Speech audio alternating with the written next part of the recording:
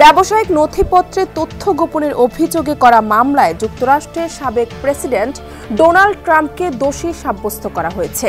বৃহস্পতিবার নিউ ইয়র্কের একটি আদালতে এই রায় দিয়েছেন। মামলায় আনা 34টি অভিযোগের সবগুলোতে দোষী সাব্যস্ত হয়েছেন সাবেক রিপাবলিকান এই প্রেসিডেন্ট। আদালতে এই রায়ের মধ্য দিয়ে প্রথমবারের মতো বর্তমান বা সাবেক কোনো মার্কিন প্রেসিডেন্ট ফৌজদারি অপরাধের জন্য দোষী সাব্যস্ত হলেন।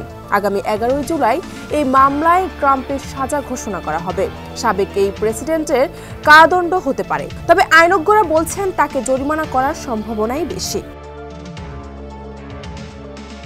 যুক্তরাষ্ট্রে আর কয়েক মাস পরেই অনুষ্ঠিত হবে প্রেসিডেন্ট নির্বাচন, আর এর মধ্যেই মামলায় দোষী প্রমাণিত হলেন সাবেক এই মার্কিন প্রেসিডেন্ট। ট্রাম্পের বিরুদ্ধে যে 34টি ধারায় অভিযোগ দায়ের হয়েছিল তার প্রতিটিতেই তাকে দোষী সাব্যস্ত করেছে আদালত। সংবাদ মাধ্যম বলছে, আগামী নভেম্বর মাসে অনুষ্ঠিতব্য মার্কিন প্রেসিডেন্ট নির্বাচনে আরও একবার প্রেসিডেন্ট হওয়ার দৌড়ে সামিল হয়েছেন ডোনাল্ড ট্রাম্প। নির্বাচনে তিনি লড়বেন বর্তমান প্রেসিডেন্ট জো বাইডেনের বিরুদ্ধে। তবে নির্বাচনের 5 মাস আগে আদালতে দোষী সাব্যস্ত হওয়ায় চরম অস্বস্তিতে পড়লেন ট্রাম্প। অবশ্য বৃহস্পতিবার আদালত থেকে বেরিয়ে যাবতীয় সব অভিযোগ অস্বীকার করেছেন তিনি বলছেন, এই রায় লজ্জাজনক, সম্পূর্ণ মিথ্যা ও প্রভাবিত। আগামী নভেম্বরের প্রেসিডেন্ট নির্বাচনে ভোটারদের কাছ থেকেই আসল রায় পাওয়া যাবে।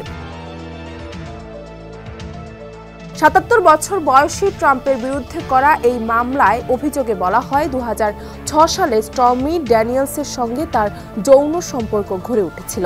পরে 2016 সালের প্রেসিডেন্ট নির্বাচনের আগে এ বিষয়ে মুখ না খুলতে ট্রাম্পের পক্ষ থেকে স্টর্মিকে $1,30,000 ঘুষ দেওয়া হয়। তার হাতে এই অর্থ তুলে দিয়েছিলেন ট্রাম্পের আইনজীবী মাইকেল কোহেন। তবে ব্যবসায়িক নথিপত্রে এই লেনদেনের তথ্য গোপন করা হয়েছিল, যদিও এসব অভিযোগ বরাবরই অস্বীকার করে এসেছেন ট্রাম্প। ডেস্ক রিপোর্ট, সমকাল।